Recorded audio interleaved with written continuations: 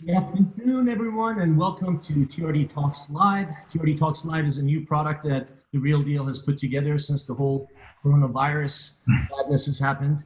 And the idea is to talk to market leaders and industry leaders and see how they're coping and dealing during this pandemic.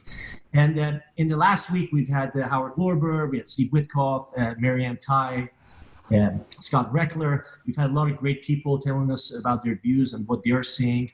And today, of course, we have Michael Shvo. But before we go into Michael, I want to take a moment to thank our sponsor. Right now, sponsorships are very important. They're the ones that allow for these webinars to sort of run and not for us not to put it behind a paywall. Although I do encourage everybody to go and subscribe to The Real Deal because I can tell you, we're trying to do really good work, and your support, not everybody can afford a sponsorship, but your support with a subscription would be absolutely appreciated. And I want to thank Morris Mystery of Walkdale Mystery for sponsoring today's event. And it wasn't by coincidence. Michael gives a lot of money to Morris, so I feel like Morris felt a little obligated to sponsor today's event. But regardless, Morris, wherever you are, we thank you, sir. By the way, Morris doesn't feel obligated. I got to tell you, I'm going to tell you an interesting story, how I met Morris. We'll start with that. It's a lot more interesting than all the questions that you probably have. So I'm buying, we're buying the Crown building. And I'm sitting and negotiating the deal. And Morris represents Jeff Sutton, who was partners with GGP. They were in contract to buy the building. I made a deal with Sandeep, at the time was the CEO of GGP. And now he's the CEO of WeWork. Right. And I'm sitting across the table from Morris, and we're negotiating the contract. And at some point, I'm saying to myself, who's this asshole in front of me? I said to you, I'm sorry, are you the client or you're the lawyer? This guy's negotiating with me harder than, the guy, like he's writing the check for $500 million there. We had Morris and I had a big kind of butting heads there. Yeah. But the guy was brilliant. So I forgot when it was, a couple of years later, when I went through my tax issue, I needed a corporate lawyer. I said, okay, who's the best corporate lawyer I know? I said, I got to call Morris. Right. Called Morris and said, Morris, I need your help. Right. Since then, I can tell you that my morning starts with Morris, my night ends with Morris, and in between the day, another 20 calls. So I got rid of all the rest of my lawyers, and Morris is probably, I don't go to the bathroom without asking him. So your morning and night start with Morris. That's saying a lot for you because Seren your wife is such a beautiful woman. And if Morris can take that time away from Seren, then he must really be an amazing attorney. And Morris became more than my lawyer. He's my closest friend today. So thank you, Morris, for sponsoring Amir. And making this available for all of our viewers and not just for the paywall subscribers. Michael, in the last year and a half, you and your group, Deutsche and the German pension fund, that you and your group have purchased probably more assets than anybody else in the U.S. Over $3.5 billion worth of assets in 18 months, right from Chicago to Los Angeles, Miami, and of course New York. Outside of like shooting yourself in the head. What's your strategy with those, with those assets?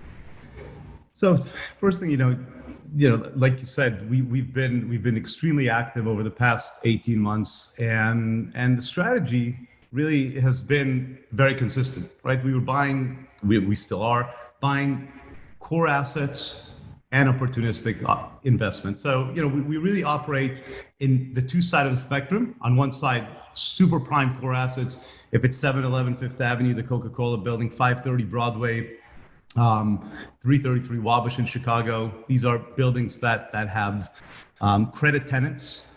Chicago's an example. It's a building where we have Chicago Housing Authority and Northern Trust on a 15-year net lease.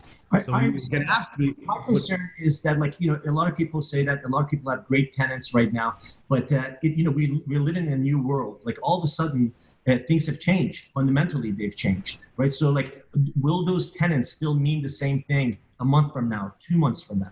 Well, look, the answer is my answer, and your answer would be that our guess is equally accurate.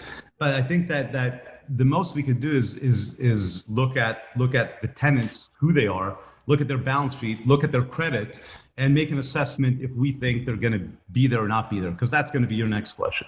When you look when you look at tenants at Chicago Housing Authority, ain't going anywhere. Neither is Northern Trust Bank. Now, of course, this is, I said to somebody the other day, this is like Hunger Games right now.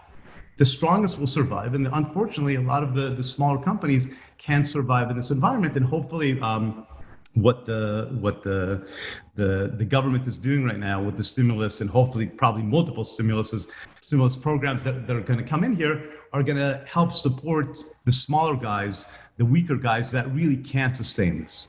I think that if we had Apple as our tenant, you and I both agree that Apple has enough cash to pay their rent. I totally agree with you. One thing is that, I can list you a name of great companies in the past that nobody thought would go anywhere, and they ended up like folding, very fast. I mean, there's a whole list of companies like that everybody thought. I got it. But like I said, look, I think there's bigger, we could talk about the individual tenants, individual assets, and I'm happy to do that. But I think there's a bigger fundamental question, right? There's a lot of fear right now. So a lot of the questions that people are asking, you have to take a step back, right? There's a tremendous amount of fear and nervousness and anxiety. People are sitting home by themselves, right? We as humans are not used to doing that, right? I mean, it's on the first day, okay, I'm not going to work, I'm sitting home, it's fantastic. By the end of the first week, all you want to do is leave the house and go home. We're going through something here all together. It doesn't matter if you're in India or in Israel or in Germany or in New York. We're all sitting home right now. Right. And I think that we need to think a little bit about what people are going through, how they're handling this, and we can talk a little bit about that, and how do we get out of it? Because I think that as important as the business side of it, there's a mental side to this whole thing that is as important, right? How are you handling it? For example, how are you handling it? How are you coping with your staff? I mean, now you have staff. Your staff used to be only focused in New York, and now you have staff all over the country. How are you engaging them? How are you motivating them? It's only been 2 weeks now. Okay, so like you can see productivity, like after 2 weeks, it sort of starts to wean off, and you got to keep that engagement with the employees to like keep them going, keep them motivated. How are you doing that? 100%. And I think, look, when from our point of view, we have, beside the fact that we just are very integrated, right? So we've always, because we have multiple offices, New York, Miami, LA, we have in San Francisco. So because we have people all over the US, we are built and programmed to work remotely. Now, we're not built and programmed that everybody sits at their home in front of their Zoom computer all day, which I think that, at some point people don't want to look at that Zoom screen anymore. But this is something that we do on a daily basis, right? So the guys in LA talk to the guys in Miami, talk to the guys in New York. We integrate that on the day-to-day of the Shvo business. And we have big teams in each one of these markets. We still have our daily calls, our daily schedule. So part of this whole issue of coping with this is the fact that we have to keep a schedule. And we'll talk about that at a personal level. I'm happy to address that later. But from a corporate point of view, we have our weekly meetings, we have our daily calls, we have our daily meetings. I'm actually making people get on Zoom and turn the video on. Right. They're really important, right? A lot of people are getting on phone calls or on Zoom on calls. I force every single one of my employees to get on a Zoom because I want to see their face. Sure. Even if we can't be together, we need to feel like we're together, and we should use technology as much as we can to do that. Right, and I have to tell you, we've been working remote for the last 2 weeks or so, and I have to tell you, our productivity has been fairly good. We're the creative class, we're journalists and we're reporters, and we sort of have to. I feel like we work better in an office, but I have to say, for a lot of businesses, I feel like they're realizing that maybe they don't need to necessarily be in an office space. Maybe like insurance companies that are renting 500,000 square feet, law firms that are renting 200, 300,000 square feet. Maybe they don't need to be in an office building anymore. And what will that do to that asset class? Let me ask you a question. Do you feel like you can control your business as good as you do when you're in your office? I have to tell you that I'm working around the clock now that I don't go to the office. And I feel like that's sort of the attitude for a lot of people where, maybe you're not working 9 to 5, but you're working at different sort of hours. But no, ideally, I want to be in the office. I love walking by people's desks. I love being able to just chat with people. So I miss that. But I'm just saying, in terms of like level of productivity and what you actually need, price per square foot, do you need an analyst to be in the office, or do you need that analyst to be in Tampa? 100% I need the analyst in the office, and so do you. And so do you. And let me tell you, my analyst, Agnes, is dying to come back to the office. Okay, and Tyler's dying to go back to the office, and Nadia and Seth and John, they all want to come back to the office because people need that human interaction. If my head of acquisition has to go to the analyst, go to my head of construction, go to the head of development in Miami, and sit around the table to look at plans and underwrite that deal. You know what it is to go try to do that on Zoom and to move the plan? But that doesn't need to be 40 hours a week in the office. Maybe that could be Monday, Wednesday, Friday. Just the amount of space. What I'm saying is that the amount of space that businesses will need.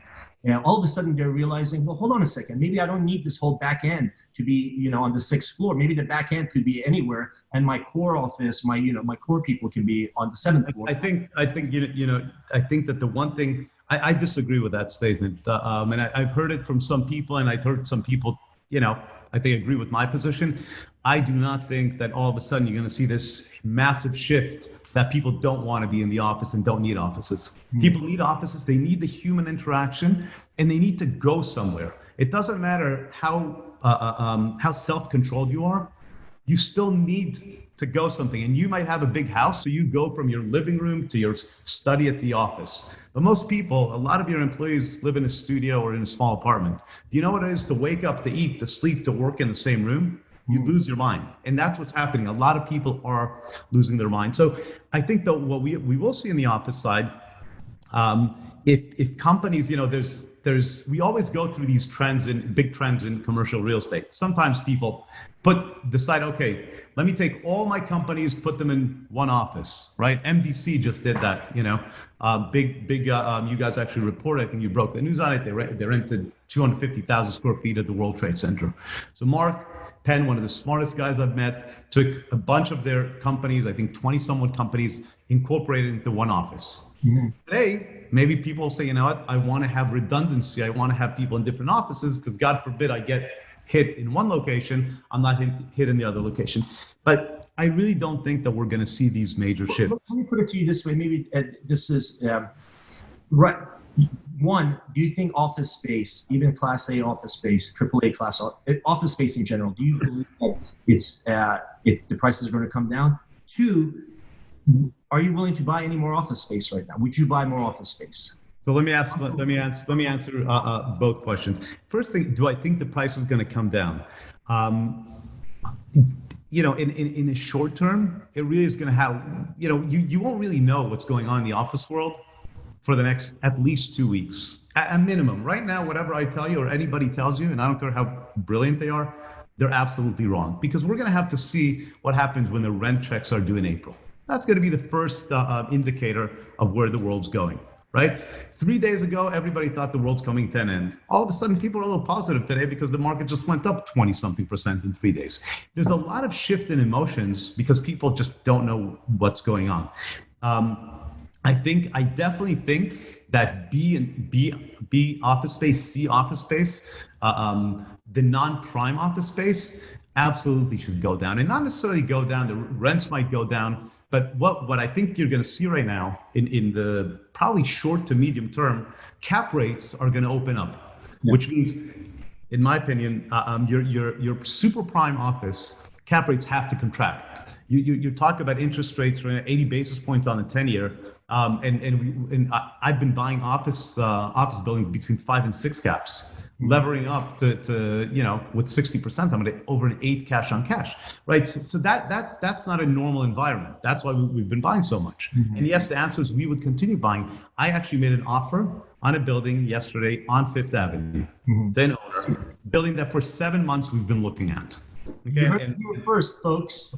Michael's buying buildings. I didn't say Michael's buying. I said Michael made an offer. I don't know if it'll be accepted, but it's a 7 month. We've been underwriting and looking at this building and doing DD for 7 months, and for the right price, we'll buy it. But you also remember, I'm in a very unique position.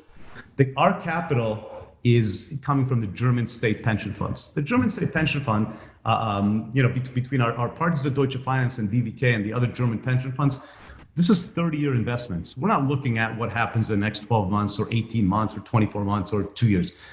We're looking at where is this going to go in the next 5, 10, 15, 20 years. Let me ask you, if that's buy great assets today, and I've always said, you and I know each other for almost 20 years. My attitude is always, the great real estate ain't going anywhere. Mm-hmm. And the great real estate will give you the best downside protection. I'm not saying that we're not all going to get hit now, because retailers are out. I mean, we have a bunch of problems as an economy and as New York City. But if we're going to shut the computer and wake up 2 years, 3 years from now, we're going to look back at this conversation, and I think that we're going to realize that yes, this passed. Yes, it's all, we're all okay. We're all good. We're all living. And the right type of real estate will sustain. Well, yeah. So, my next question was that are you going to double down now? And I guess we got your answer. You made an offer, and from the sounds of it, it sounds like a lowball offer. And do you think that right now people with capital are going out there and making lowball offers, seeing who's feeling fragile? I think that there are selective groups out there of investors that have a lot of cash, dry powder. Us being one of them, that will look at opportunities. But we're not looking at opportunity because, oh my God, coronavirus came and there's an opportunity. This is a property that for 7 months we'd like to buy. We think maybe now the seller would be more motivated to buy. Yeah. It's not necessarily a lowball offer. It's an offer of where we think the value is. Of course, sounds like you're afraid he's watching. Oh, if he's watching, it's fantastic. He's not in this country. But the point I'm trying to make, Amir, is that of course today you're pricing in coronavirus into anything you do, because that's the reality. The lending market is different. The leasing market might be different. There is no leasing at the moment. So we're in a very unique place right now, right. And we're in the middle of the storm. So I think that I told you I don't have all the answers. I probably don't have even any answers. I don't think anyone was expecting you to have the answers. But what I do want to know is that, so you are saying that you're out there and you're looking for stuff. One of the questions that just came in is somebody asked, are you looking for alternative sort of asset classes like senior living, student housing, or I don't know, even like clinics? No, so it's not, no. The answer is it's not part of what we do. We really focus only on super prime real estate. It could be in different asset classes. Right, it could be both in core and opportunistic, so development.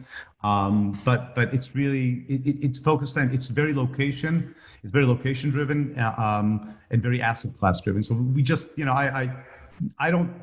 don't operate in businesses that we don't think that we have better or as good as knowledge as the guy next door. And I don't know enough about senior housing, nor do I know about industrial enough to go play in that market and go be an active investor. Geographically, which cities are you most confident in right now? And what asset types are you most confident in? I mean, do you feel the same way about post-corona? What's that? You're talking post-corona? I'm talking today. Geographically, which city are you feeling most confident about, and what sort of asset class do you feel the most confident about? So I don't think there hasn't been a big change in my thinking as far as what we should be investing, because I think you see that in New York City, it's like the epicenter of it. There's a lot of density. They're saying that's obviously not good during a time of that's the question, but you just answered. Then I want to invest in New York City because that's where the people are. If I'm buying office buildings, I want to invest where the people are. I don't want to invest in places where people don't want to be. But are you afraid that thinking of people saying you know what, I don't need to be in New York City anymore. If a virus comes, it spreads so fast. People are dying and all this other stuff. But we've been through this before. You and I, again, we've been through this before. We've had these conversations before multiple times. Mm-hmm. And I don't want to bring other incidents, but look at September 11, mm-hmm. right? I remember I was September 11. I was a real estate broker at Douglas Elliman. I remember literally sitting at the top of I was in an apartment at Trump Tower, seeing the building come down, and everybody said it's the end of the world. I remember getting messages from people that I had exclusive listings on their properties saying, "I left the city. This is days after that. I'm never coming back. The keys are with the doorman. Please just sell the apartment, whatever you can get for it." You remember those days? What happened now? If you bought any piece of real estate the day before September 11 and held it until today, you would have made money. If you bought any, I mean, just by if you bought any stock, hold on. But everybody's thought after September 11, New York is finished. Remember? Right. They said people don't want to live in high rises. People don't want to live in cities. It's, I am not, I try to think step back and look at things at a bigger kind of macro picture.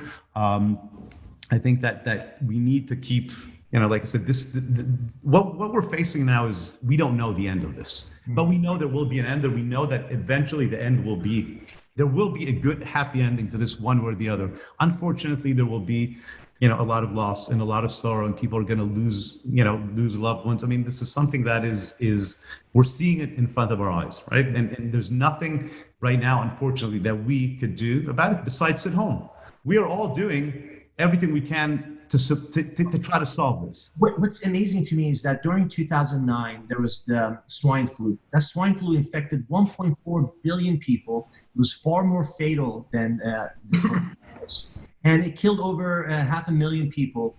And I think it was like bottom of the front page, it never really fully made the front page with the headlines, and we didn't go through the measures we're going through now. And I'm just wondering, what happened, in that period where we are reacting the way we are doing now? I mean, I understand we lost 500,000 people. That's a lot of bodies, and I get that, and we want to bring that number down to whatever measures we can apply. But I just don't know what happened in those 11 years where we reacted one way to the swine flu, and then and we're taking the measures you're seeing today. Well, I think, and I think that we have we have advanced technologically. Between social media and in the age of information today, is you can't compare that to the way we were getting information 11 years ago. The information today, the amount of information that you are getting today, if you think about it, is really unprecedented. And we are sitting, right? Everything that happens in every moment in the world, in every corner, somehow gets to us. If it's through Instagram or through Zoom, right, or CNN, there is the information overload is also creating tremendous amount of panic.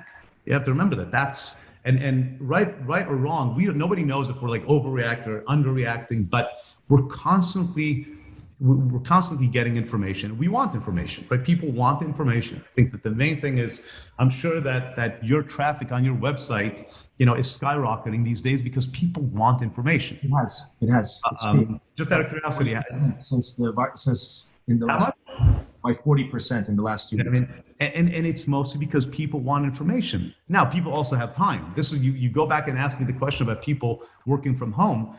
They're definitely not as efficient as they are when they are in the office, right? So I think we need the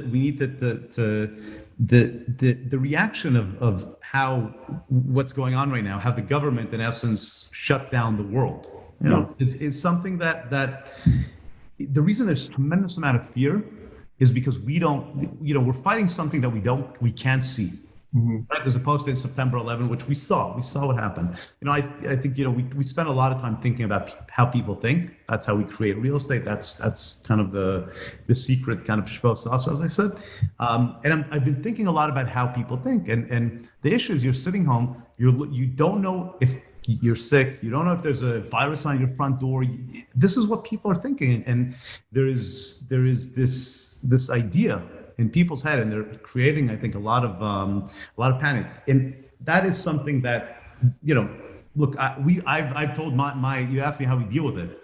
So I've told my guys, everybody, the most important thing right now is to keep a schedule, right? If you think about it, we are, as human beings, we need a schedule, we need structure. It started from the days of the Bible, when God created Adam.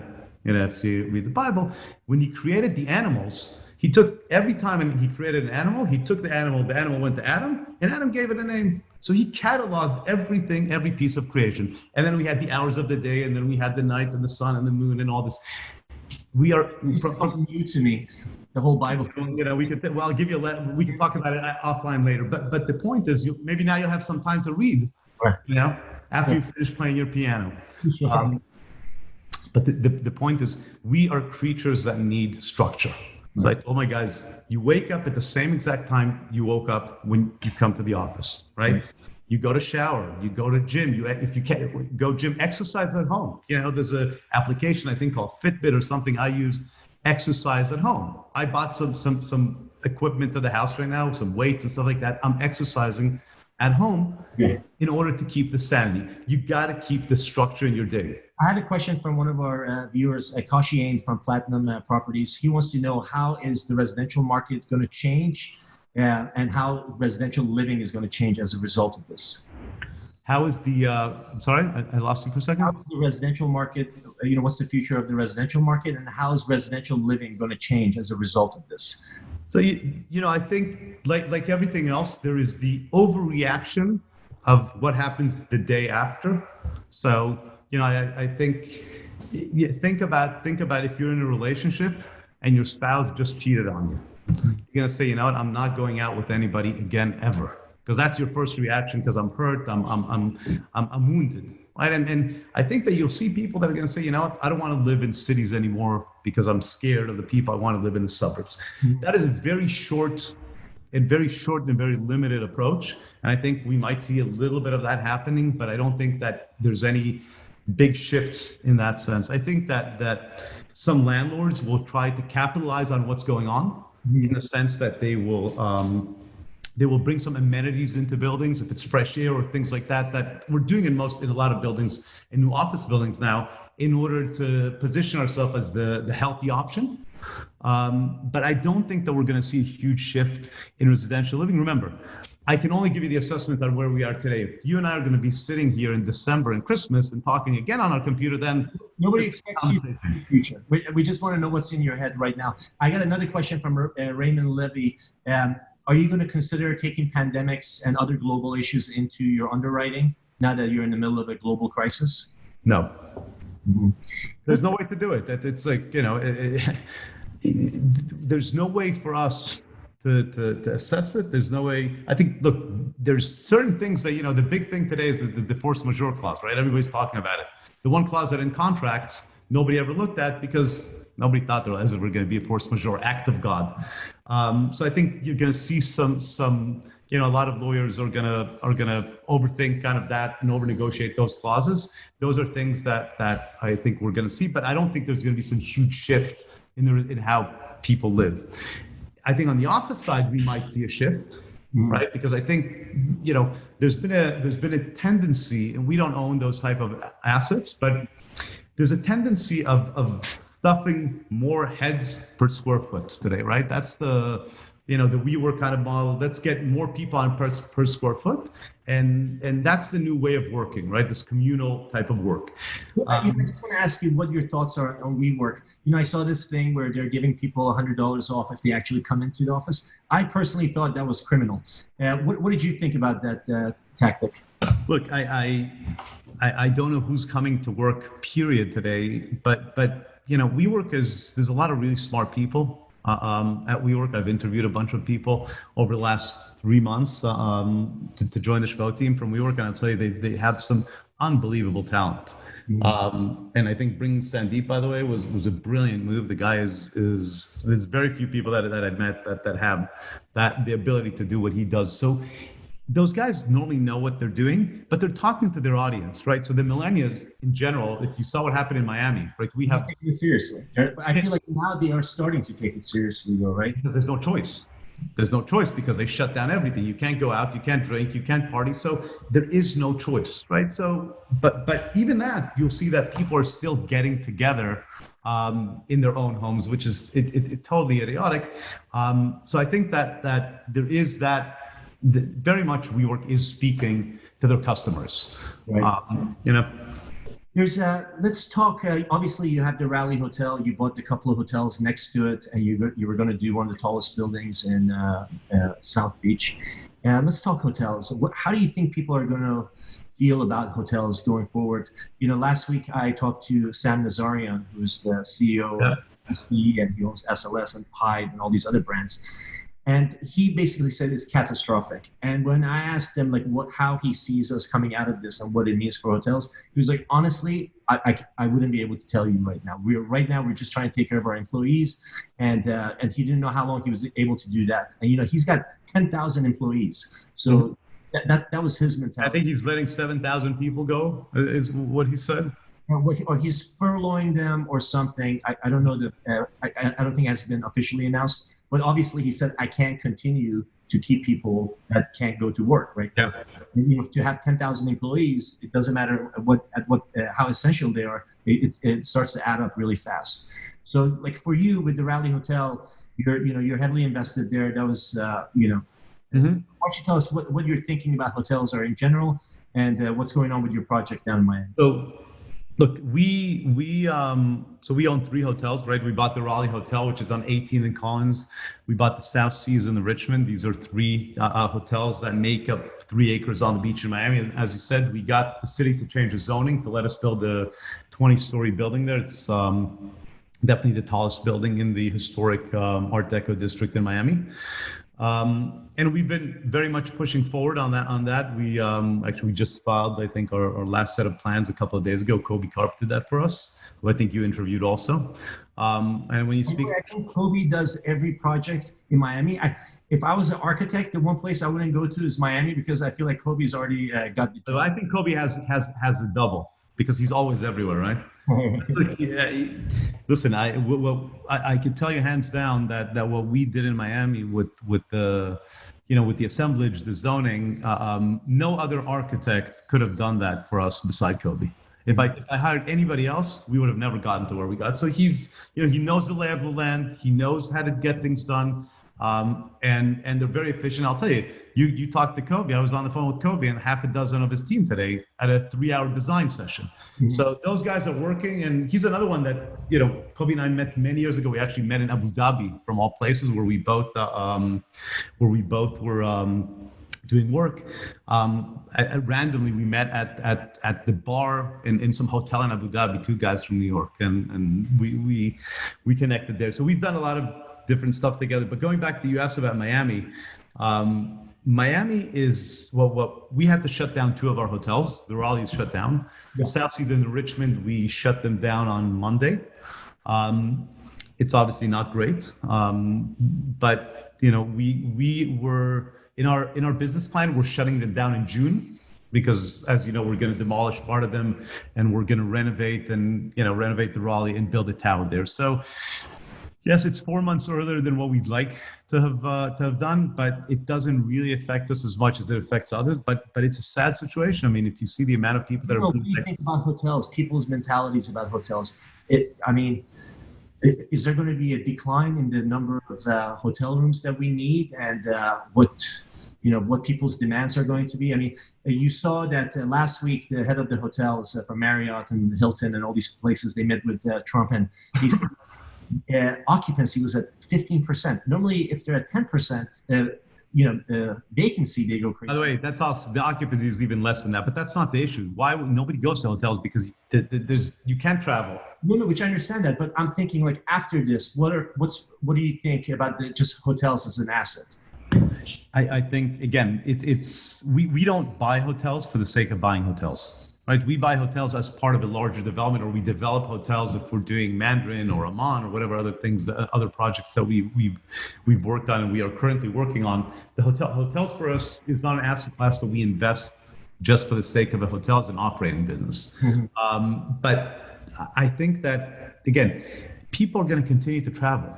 Yes. It's in our DNA. Like I said, this is all come from the assumption that this is all going to go away. People are going to go back to travel. After September 11, people said people will not fly anymore, right? We saw what happened again.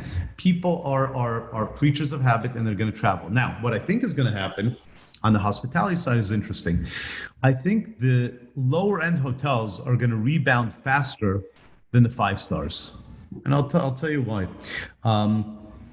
If you think, again, going back to how people think, your millennials, or people that spend less on hotels today, have less fear of this of where we are, right? So they will bounce back much quicker into the travel market.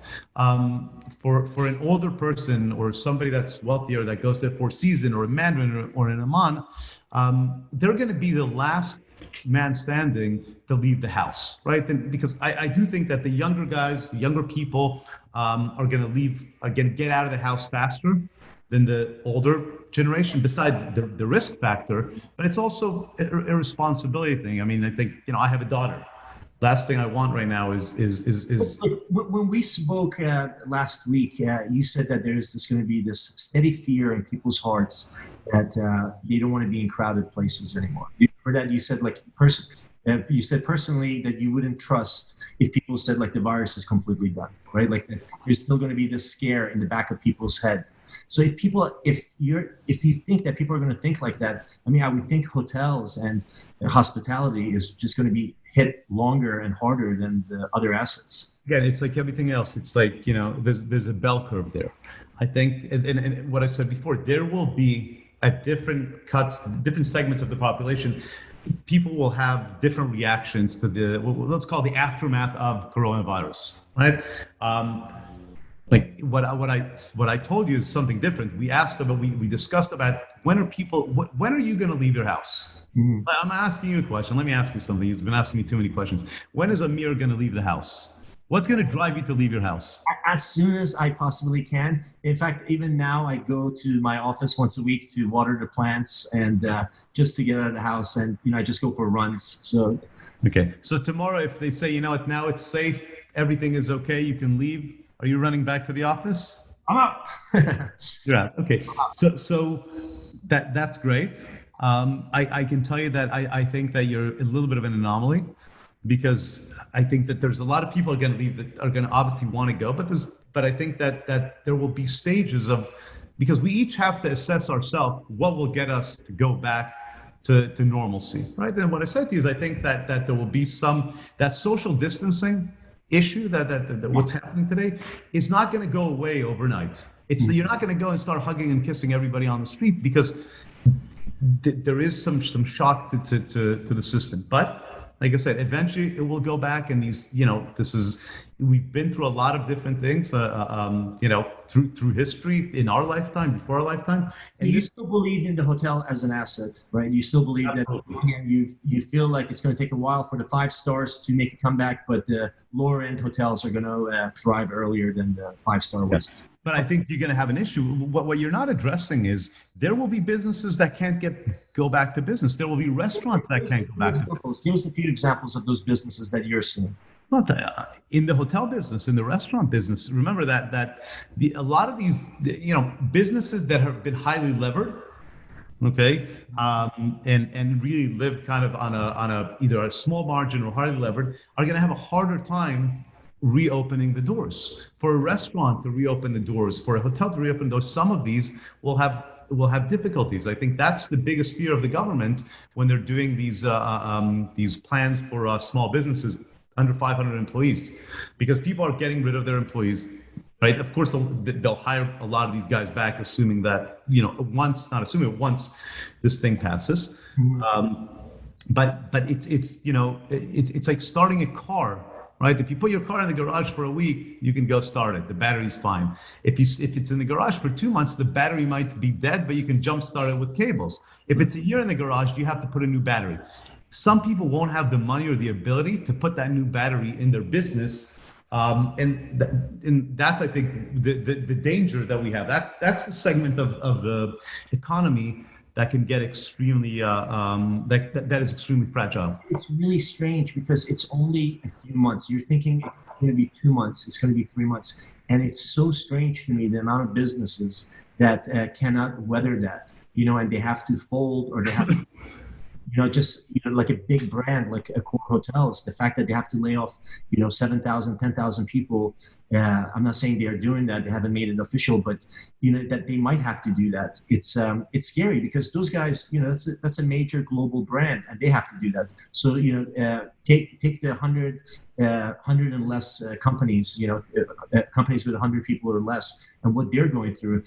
A lot of people cannot withstand 3 months to come out of this with their That's part of the fear, right? The fear. You got to remember there's this is, I think, what I tried to address before. You have to think about the owners of these companies. You have to think about people. People have a fear of the unknown, right? Right now, the fear in people's mind is the fear of the unknown and the fear of being alone. Those are the two things that really are controlling people's kind of anxiety at night. Yeah. And the fear of the unknown is because we haven't seen this before, right? I told you, I think I told you, I look at the extremes. I can tell you the only breaking news I can give you today, the world's not coming to an end. Mm-hmm. Okay, Michael Shvo said here, world is not coming to an end. Mm-hmm. How do I know that? Not because I'm a genius, but go and look again. I'm gonna send you a copy of the Bible, right? After the flood, God told Noah, I'm never doing this again. I'm not wiping the human race again. They pissed me off many times, but this is the one time I'm wiping them off. I know for a fact we have one viewer, Jules Trump, who's very familiar with everything you're talking about. So at least there's one viewer out there that you're definitely connecting with. But for all reality of where we are today, we have to address the fear of the people. And I think that is what you look at real estate brokers, right? Very simple. That business is shut down. Yeah. You don't show, you don't make money. And people are trying to be creative. Actually, your friend Jules, our mutual friend Jules Trump, did this video and these virtual, and nobody's buying apartments right now.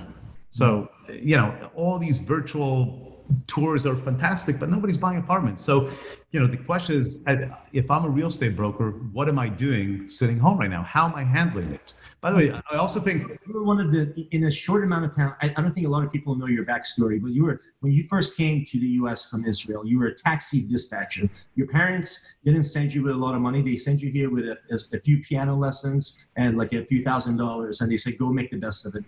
You came to New York in a very fast amount of time. You became one of the top brokers in the city, and why don't you tell us how where you are now and how you got to be where you are right now? I'm in my house talking to you, and it's a real pleasure. I think that I'll get to that, but as far as the real estate brokers are concerned, I think the people that mentally, from a mental sanity, can weather this best are real estate brokers, and I'll tell you why. The point I was making is that you managed to do a lot with very little. What tip do you have for real estate brokers now who can do somewhat a lot with what they have now? With the situation? Well, they can't do much. The problem is they can't do much. Look, when I was a real estate broker and when I still teach brokers, and we have this thing where I get like endless amounts of emails from brokers and from people.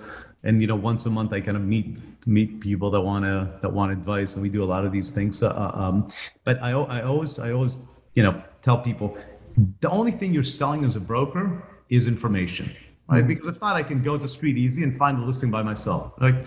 So I would suggest to brokers in today's world, and to anybody, you got to educate yourself, right? You got to educate yourself because you have nothing else to do at home, right? If you have nothing to do, look at the listings that are in the market, find out what's out there, learn about the new developments, spend time on websites, just educate yourself. So when you come out of it, you have all this knowledge in your head, and you're going to try to capitalize on that. Mm-hmm. And learn things that you want to be an expert on, right? What do you told me you're taking on new sport? I have to read sheet music for piano. Can you play something for us?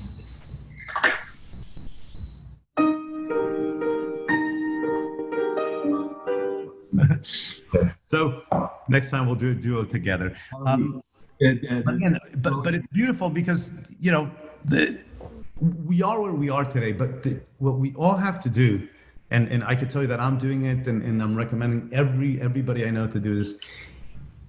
All of a sudden we have time. This is really a weird situation, right? Until 2 weeks ago, you woke up in the morning, you ran to make more money, you ran to buy more buildings, to get more mortgages, to make more money, to have dinners, to Instagram, photos. I mean, there's this rush to how many likes I have on Instagram, how many posts, and all of a sudden it just stopped. Mm. Nobody really cares today. I don't say nobody, but you don't really care so much about how many people are following you on Instagram. You want to make sure you have food. You want to make sure you have toilet paper. There's another crazy obsession in toilet paper, and you want to make sure that you have a job.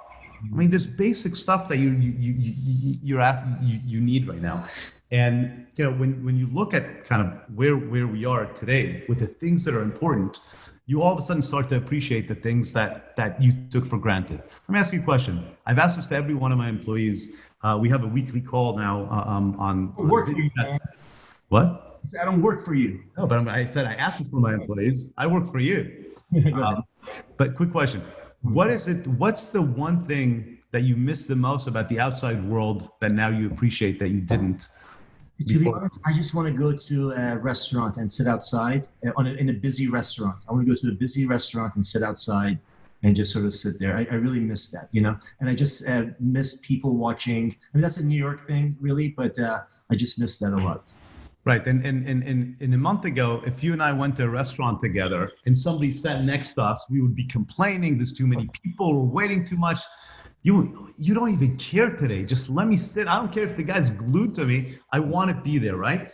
So, we took things for granted. We as humans, we take things for granted. And today, the world, there's, somebody up there, it doesn't matter if you believe, if you're Jewish, if you're Christian, if you're Muslim, somebody up there said, guys, let's stop for a second. And in a flick of a switch, all of a sudden, all the things that we all thought we have every day, we don't have. And as I said, I told, we had a big kind of corporate discussion about this where everybody really shared with the rest of the group are the things that they miss on the outside that they never appreciated. And I asked them, tell me also what you're actually enjoying about being at home and doing this. And, do you bring the Bible and religion into your work meetings and conferences? It's only been 47 minutes, and you've brought up the Bible. I gave you 3 quotes. Yes. But look, Amir, it's also important. It's always important to have something that roots you, and gets you through this. And look, 100%. If you think, I'll tell you, when you look at the current situation of again where people are, I had the fortunate or unfortunate, I'm probably one of the few that has been through a situation, a few years ago with my tax thing, that overnight, all of a sudden life changed, right? Because that's what happened. All of a sudden, for all of us, we feel powerless now. We can't do the things that we want to do. The same thing happened to me all of a sudden overnight for reasons that I didn't even understand or didn't know. All of a sudden life changed, right? And there was fear and your anxiety because you're not in control of your future. And, thank God I went through this. And I could tell you that the darkest moment of the day, right, is always just before dawn, right? And that's something that people always have to, if somebody's sitting at home and they're nervous or they're stressed and things are getting worse, if things are getting worse, it means that the light is coming and it's coming faster. And I can tell you, as somebody that went through this and came out of it, thank God, like I said, $3.5 billion later in acquisition, it's a life-changing experience, and it really makes you appreciate what you have on a day-to-day basis. And I hope that we don't forget that as humans, as people. We don't forget the things that really matter. Like I said, the greatest thing for me now, I get to watch a movie with my daughter, with Emma, every night. Last night I watched Shrek 2. The night before I watched Shrek 1. I'm probably going to be on 3 this evening. But 50th time, I'm sure you're watching. And look, I know more about my employees today than I ever did, which is really shame on me. Why did I need to wait for coronavirus to happen to know what my employees like, where they live, what they do? But we never stop to think about it because we're rushing about, what's the cap rate, what's the interest rate, what we're buying. So anyway, there's like 64 questions here. So I see. So there's somebody who's extremely curious about how the whole Transamerica deal came about. Can you give us the backstory on that? Because you're not how did you how did you become interested in the Transamerica building and come to purchase? Transamerica was a property that was marketed by JLL in San Francisco. We started, we looked at the property. It very much fit our investment portfolio, our investment strategy of buying super prime assets. We like buying prime assets from non-real estate operators. Same thing like the Coca-Cola building, right? Coca-Cola is operated by a beverage company. Transamerica is operated by an insurance company. which means the buildings have great bones, but the front of house, the lobby, the tenant experience are not up to par where they should be today. San Francisco is one of the key markets that we looked to invest in, and there is no better property. Probably the only other equivalent property but different is Salesforce Tower. There were 6 rounds of bids, very unique process, 4 months of bidding, and we were awarded the deal. I think that, it was, you reported on this. I mean, at the end of the day, it was between us, Vornado, GA Capital, and the Saudis or the Qataris. How did you beat them all out? I mean, Vornado is a major REIT. The Saudis are the Saudis, and Michael Shvo is Michael Shvo. How did you manage to beat those guys out for the bid? I mean, did you offer a lot more money, or? Oh, the price was, everybody was in the same price range, plus minus, call it a few $1,000,000. Yeah. It's a $700 million deal. Look, we got a beautiful note from Transamerica after we were awarded the deal, and they wrote to me. They said, we felt that you would be the best steward of our brand. Right, Transamerica. Remember, part of the deal is that they're keeping their name on the building for 99 years or in perpetuity, in essence.